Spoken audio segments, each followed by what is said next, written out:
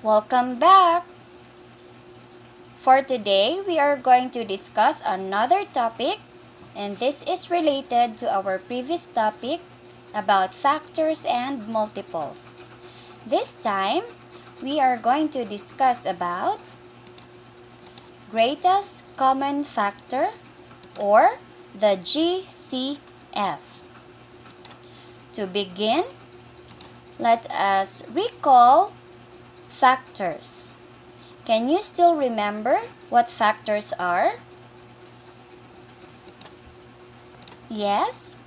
Factors refer to the numbers that we multiply to get another number or a product. Example.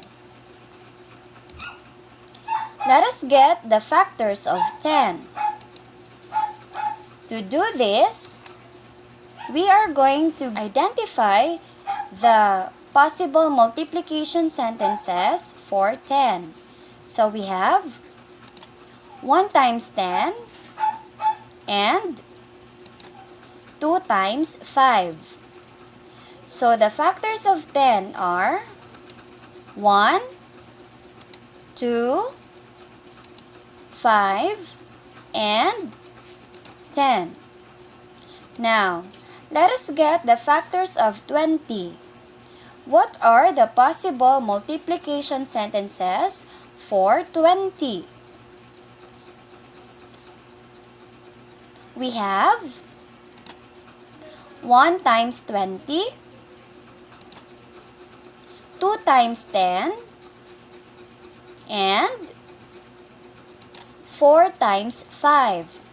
So the factors of 20 are 1, 2, 4, 5, 10, and 20.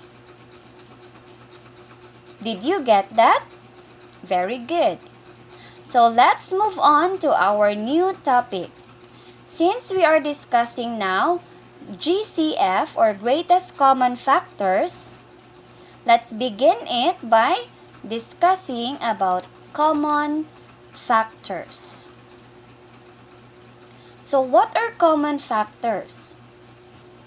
Common factors are the factors that can be found in both given numbers. So for example, the factors of 10 are 1, 2, 5, 10.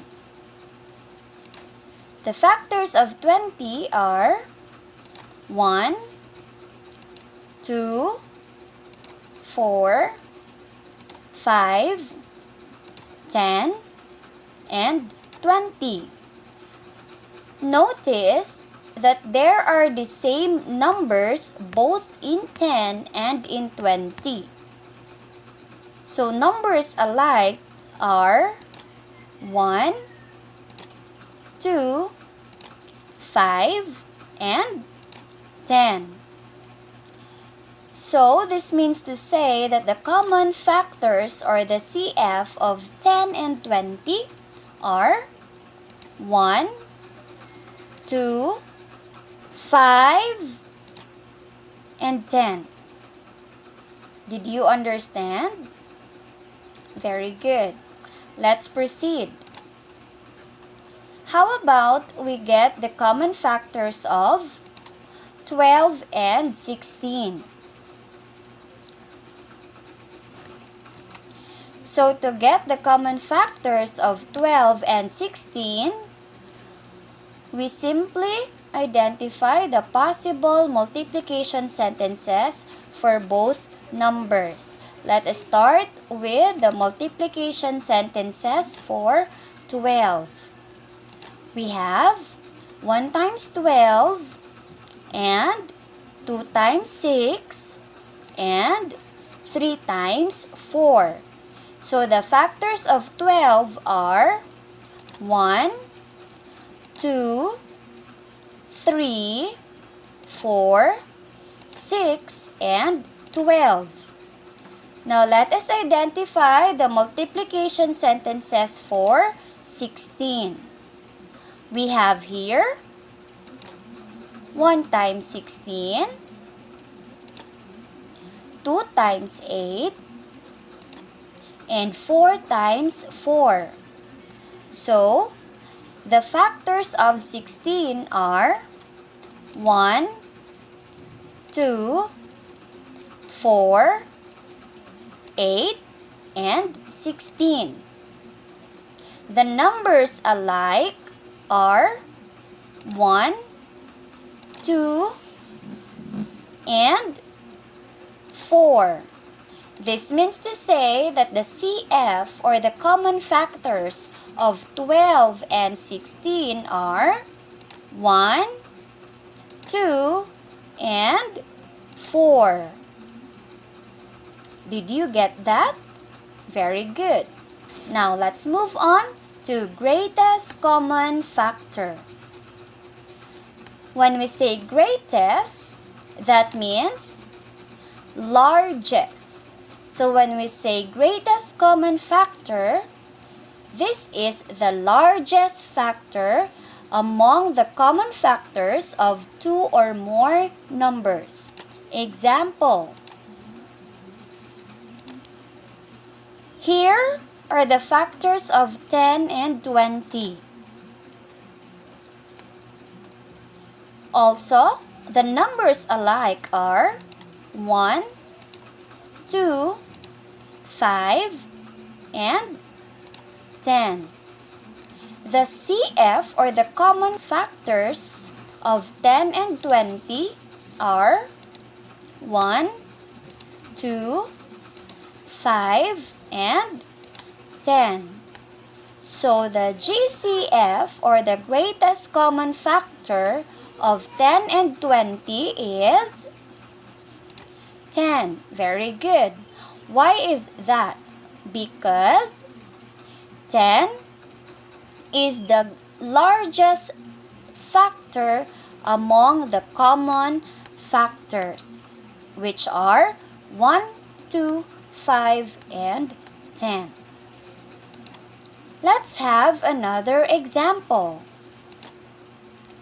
How about we get the greatest common factor of 12 and 16?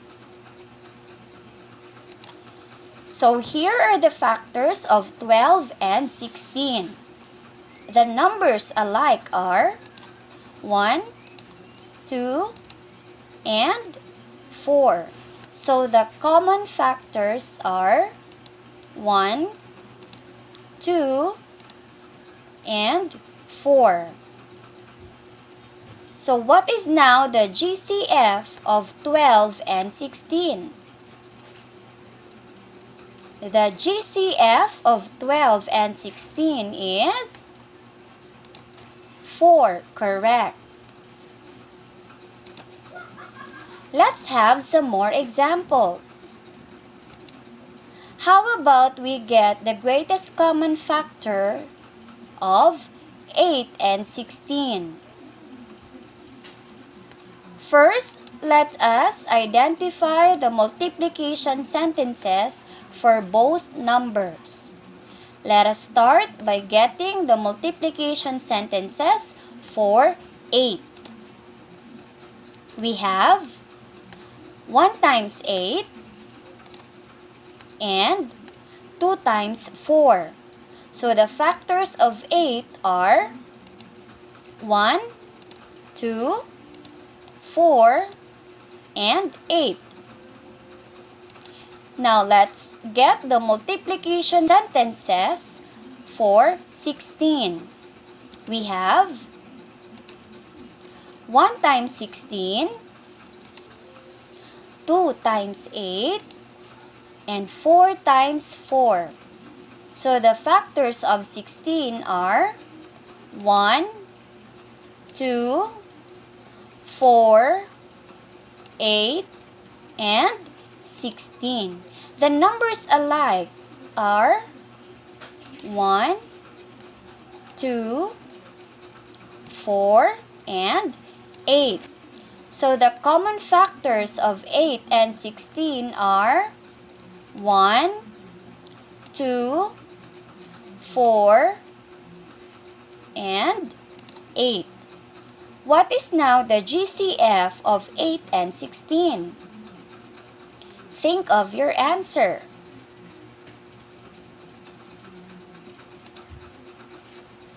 Very good. The GCF of 8 and 16 is 8, since 8 is the largest among the common factors. Let's have some more examples. How about we get the greatest common factor of 3 numbers? Let's say, for example, the greatest common factor of 8, 12, and 24. The same steps, we need to identify the multiplication sentences. Let's start it with 8. So, we have here 1 times 8, 2 times 4. The factors of 8 are 1, 2, 4, and 8. Now, let's have the multiplication sentences for 12. We have 1 times 12. Some more. 2 times 6. And 3 times 4. Very good. So the factors of 12 are 1, 2, 3, 4, 6, and 12. Let us now get the multiplication sentences for 24. So we have here 1 times 24, 2 times 12, 3 times 8, and 4 times 6. So the factors of 24 are 1, 2, 3, 4, 6, 8, 12, and 24. Factors that are the same are 1, 2, and 4. So the common factors are 1, 2, and 4. So what is now the GCF of 8, 12, and 24? The GCF of these numbers is 4, correct? Because 4 is the largest among the common factors. Very good. Let's have some more examples. Let's get now the greatest common factor of 5, 10, and 15.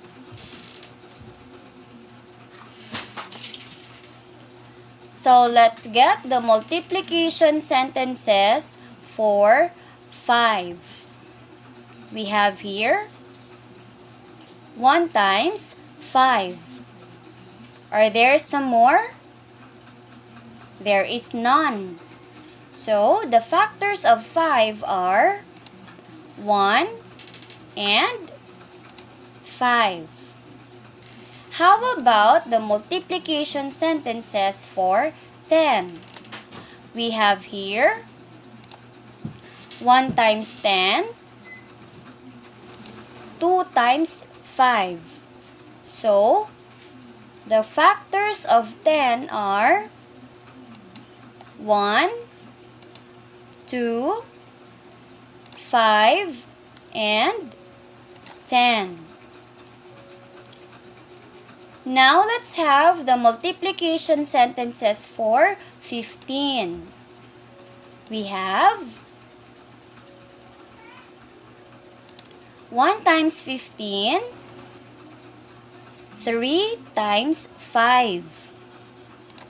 So the factors are 1, 3, 5, and 15. So what are the common numbers here? We have 1 and we also have 5. So the common factors are 1 and 5. What is now the GCF of 5, 10, and 15? The GCF is 5. Very good. Since 5 is the largest among the common factors. Do you know now how to get the greatest common factor of numbers? That's good to know. Now let's use your Day 1, Activity 1, Week 2 module. The instruction is for you to write the common factors and the GCF of the following. So let's start it with number 1. Eyes on the factors of 8 and 12. So what are the common factors of 8 and 12? We have here 1, 2, and 4. So the GCF of 8 and 12 is 4, correct. Let's go now to number 2. What are the common factors of 15 and 21? We have 1 and 3. Very good. So the GCF of 15 and 21 is 3. Very good. Let's have number 3. Let us now identify the common factors of 15 and 30. We have 1, 3, 5, and 15. And the GCF of 15 and 30 is 15. Very good. Let's have now the last number, number 4. What are the common factors of 24 and 36? We have here 1, 2, 3, 4, 6, and 12. So the GCF of 24 and 36 is 12. Very good.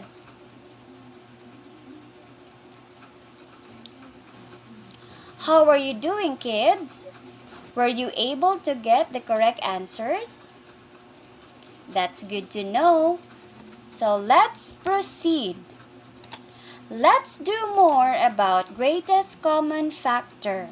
Here is our problem for today.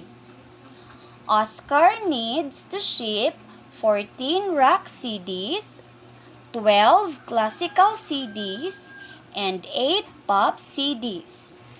He can pack only one type of CD in each box, and he must pack the same number of CDs in each box.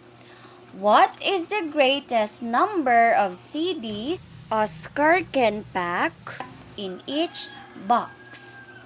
So how are we going to answer this problem? Very good. We are going to get the greatest common factor. So, let's get first the factors of 8, 12, and 14. Let's start by getting the possible multiplication sentences for 8. So, we have here 1 times 8 and 2 times 4. So, the factors of 8 are 1, 2, 4, and 8. How about the multiplication sentences for 12?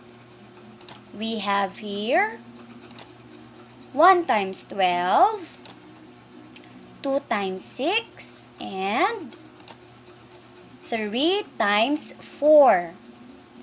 So the factors of 12 are 1, 2, 3, 4, 6, and 12. Now let's get the multiplication sentences for 14.